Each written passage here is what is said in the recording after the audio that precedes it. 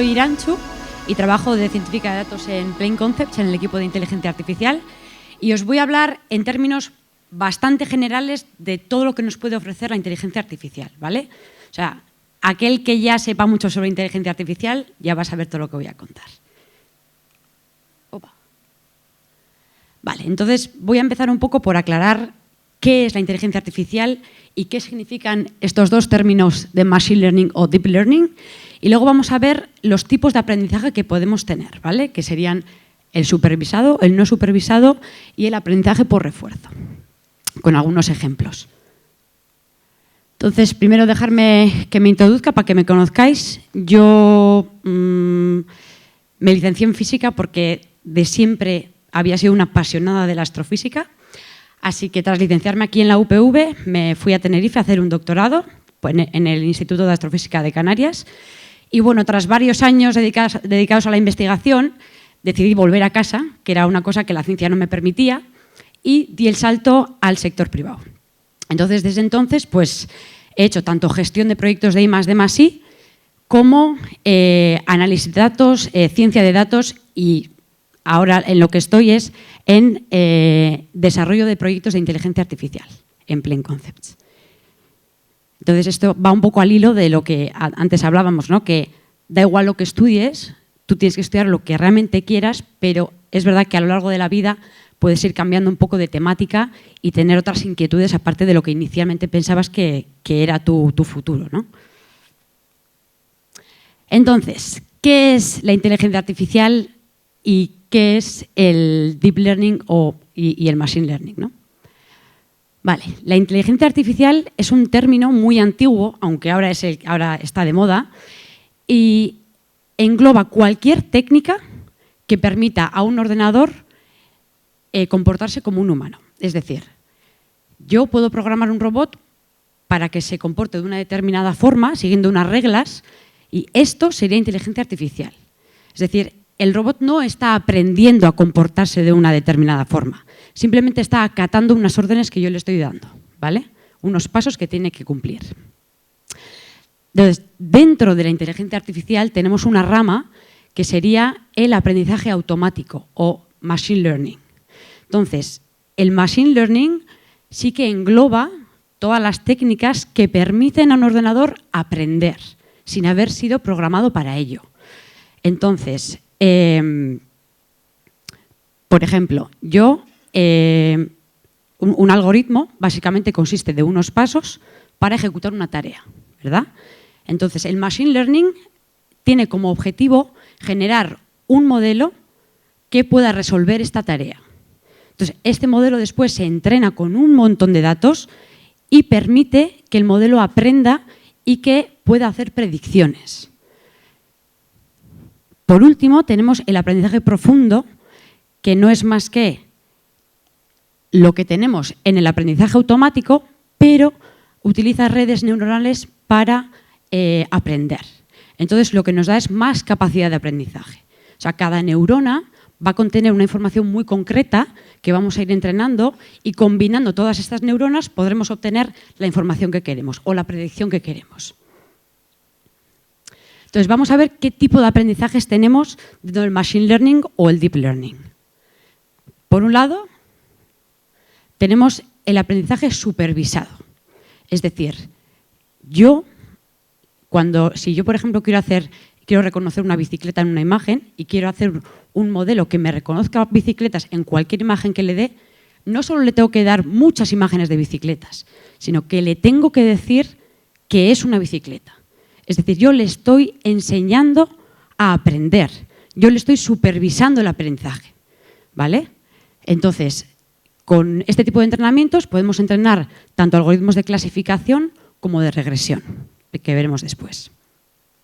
Otro tipo de aprendizaje es el no supervisado. En este caso, yo le daría un montón de imágenes a mi modelo, pero yo no le voy a decir si es una bicicleta o si es un cuadrado o si es un plátano, ¿vale? Él tiene que ser capaz, dependiendo del problema que queramos resolver, de encontrar similitudes entre objetos, por ejemplo. Entonces, con este tipo de entrenamientos podemos entrenar, podemos hacer agrupación de objetos y reducción de dimensiones en sets de datos que tengan muchas variables. Y por último tenemos el entrenamiento por refuerzo, que esto es, pretende hacer que el ordenador tome sus propias decisiones a base de recompensas positivas o negativas. Es decir, si yo, eso es como cuando éramos pequeños, ¿no? Como aprendíamos. Cuando nos portábamos mal o cuando hacíamos una acción que no deberíamos haber hecho, había un castigo, había una consecuencia negativa. Y cuando nos comportamos bien, teníamos una recompensa positiva. Y así es como aprendemos. Bueno, pues esto, el Reinforcement Learning, tiene como objetivo que el ordenador aprenda a base de recompensas.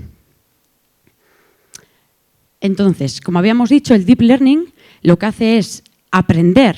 O sea, el objetivo es que el modelo aprenda, pero en lugar de forma simple, utiliza redes neuronales para aumentar la capacidad. Entonces, tenemos dos tipos de redes neuronales. Tenemos las recurrentes, que lo que hace es que cada neurona almacena secuencias pues, por ejemplo, de una serie temporal o de un texto, ¿vale? Almacena secuencias de palabras, por ejemplo.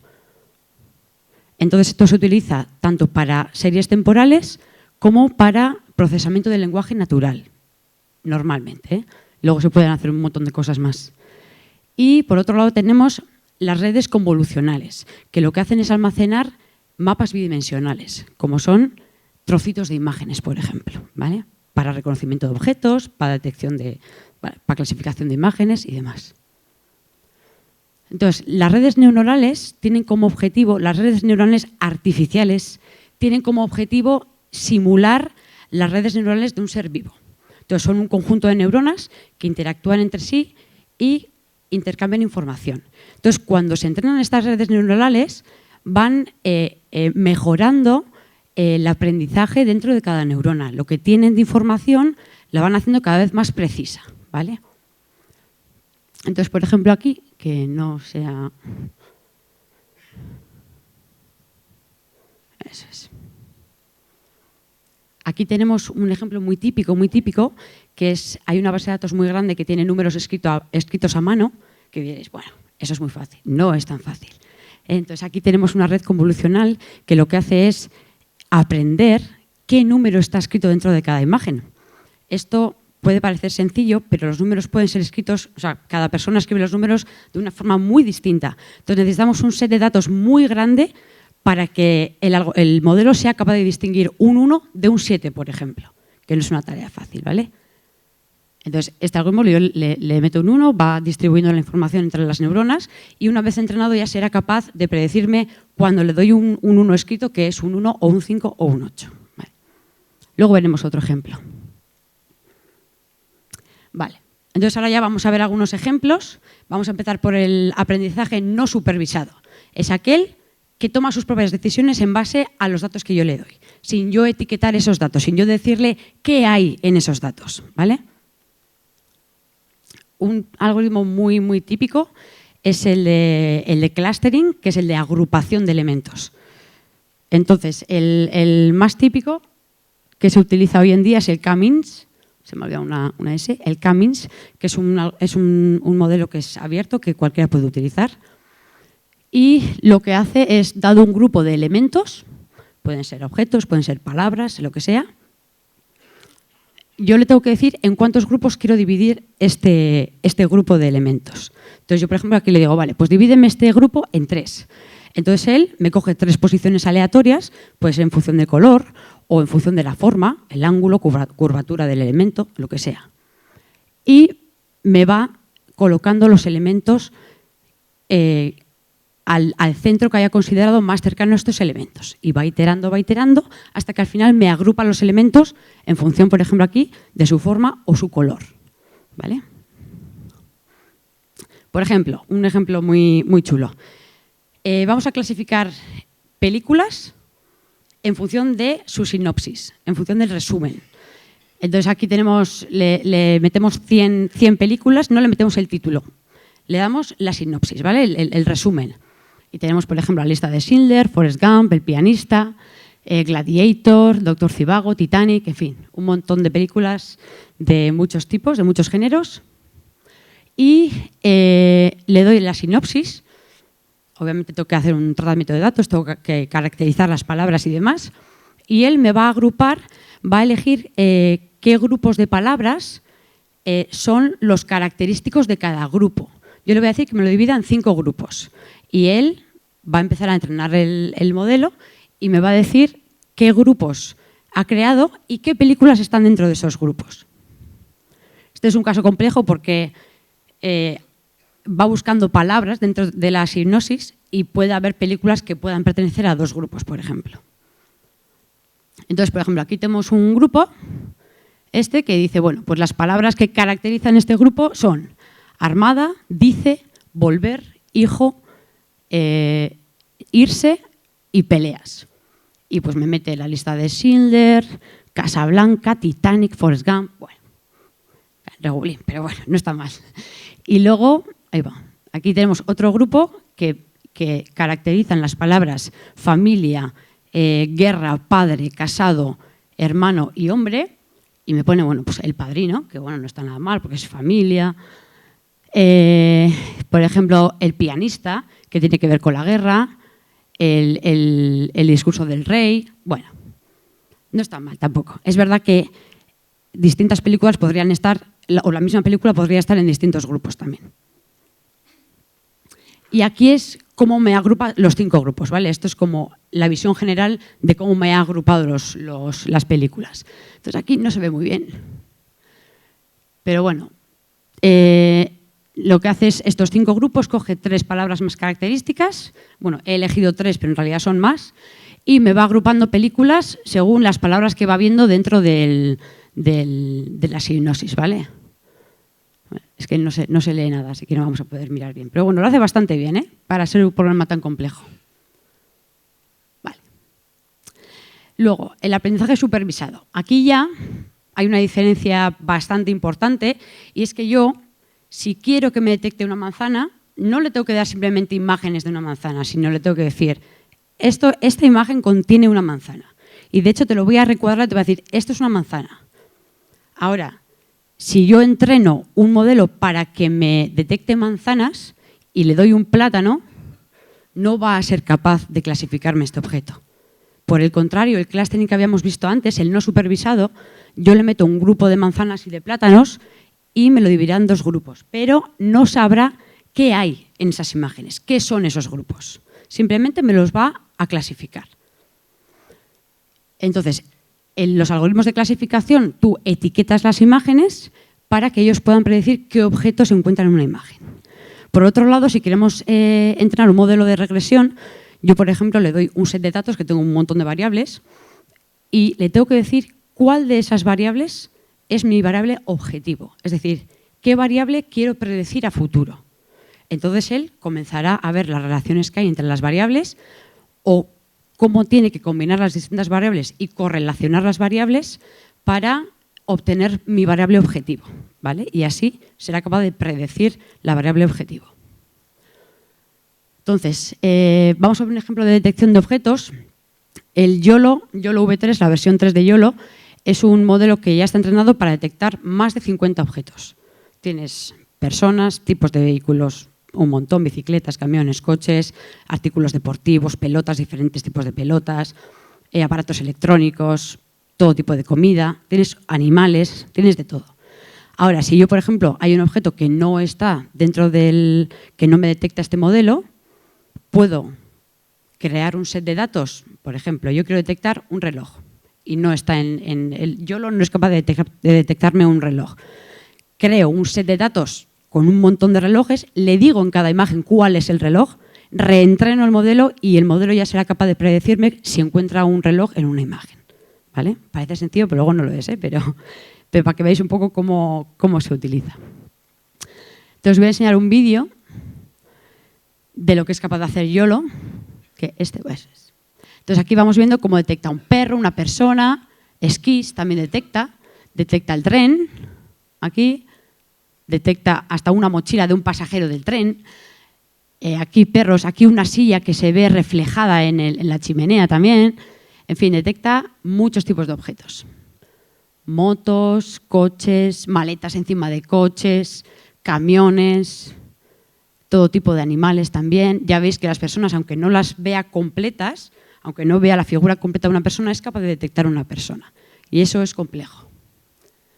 Entonces, este YOLO es también tiene un repositorio donde podéis descargaroslo y utilizarlo también, ¿vale? Todos estos algoritmos son libres. Bueno.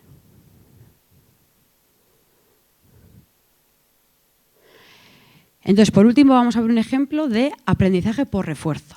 Esto es lo que os decía antes de las chuches o los castigos, ¿no? Entonces, este tipo de aprendizaje se basa en el proceso de decisión de Markov. Entonces, yo estoy en un estado S1 y tengo otros estados, ¿vale? Entonces, yo, para ir a cada estado, tengo que tomar una acción, tengo que hacer una acción.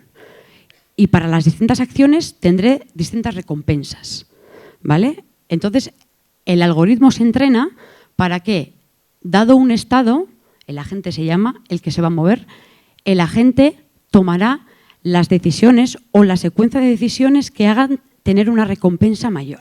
O sea, no se va a mover de forma aleatoria. Va a aprender a cómo moverse para tener mayor recompensa, ¿vale?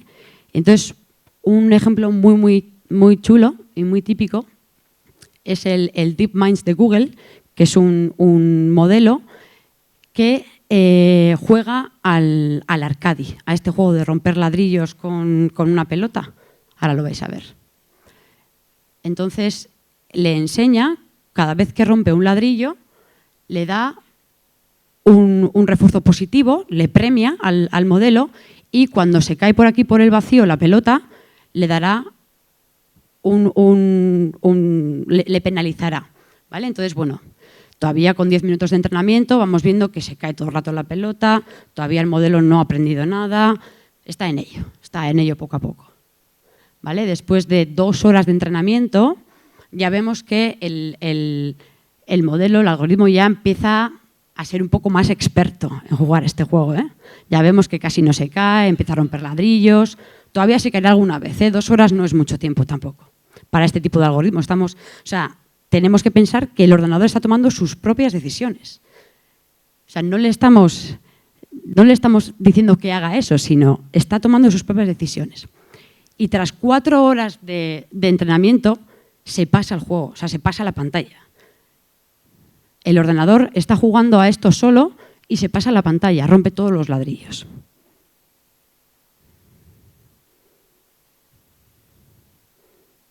Bueno, no se ve más. Entonces, bueno, pues nada más. Hasta aquí era lo que os quería contar un poquito. Lo que realmente he querido daros es una visión general de todo lo que podéis hacer. Estos son solo unos ejemplos que tampoco son tan complicados. Se puede hacer maravillas con el Machine Learning, sobre todo. Y bueno, os animo a que probéis, que chinchéis, porque es que todo lo podéis hacer de forma gratuita vosotros en vuestro ordenador. Y nada más. Así que eskerrik asko. Y si tenéis una pregunta.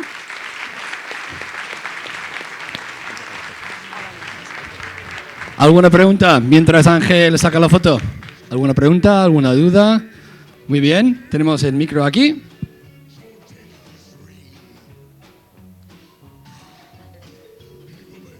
Hola. Nada, quería preguntarte sobre la singularidad. ¿Conoces el tema? ¿Singularidad? Sí. No. Pues supuestamente que se espera que para el 2040 los avances de inteligencia artificial hayan llegado a un nivel tan alto que surja una inteligencia artificial superior a la del ser humano. Quería saber más que nada si lo conocías y tu punto de vista. Hombre, ahora mismo un ordenador calcula más rápido que una mente humana y eso hace 50 años era impensable. O sea, cuando se construyó la primera computadora y se le enseñó a sumar, por ejemplo, eso era una cosa que era impensable y ahora mismo hacen cómputos muchísimo más rápido que nosotros. Ya solo con eso te quiero decir que no creo que se llegue a tener una inteligencia superior porque al final el ordenador también aprende de lo que tú sabes. Bueno, la teoría en sí es que va a poder pensar por sí mismo. O sea, Sí, pensar, sentirse vivo. Bueno, No lo sé. A ver, solo te digo lo que Sí. se supone que es la singularidad, ¿no? Yo eso lo veo más complicado, sobre todo porque tú cuando tienes un robot que empieza a andar solo, a comportarse solo, que puede limpiar, que puede hacer otras cosas, siempre es en base a información que ya tiene.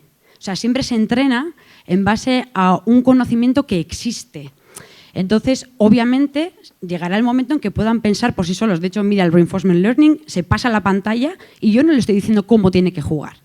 Solo le digo, cuando hace un movimiento bueno, le recompenso y cuando hace un movimiento malo, le penalizo. Y él solo sabe qué decisiones tomar, en función del ángulo de la pelota, en función de lo que sea. Entonces, obviamente, yo creo que en un futuro no muy lejano podrán pensar por sí mismos, pero solo podrán pensar en cosas que ya estén definidas, que tú ya sepas.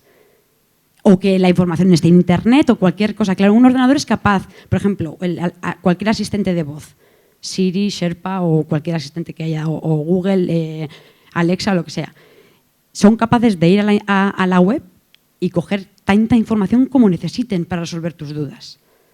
Tienen más información que tú y son capaces de almacenar mucha más información que tú. Sí. Pero vamos, ya que sean seres independientes, no lo sé. Vamos a verlo. Bueno, gracias.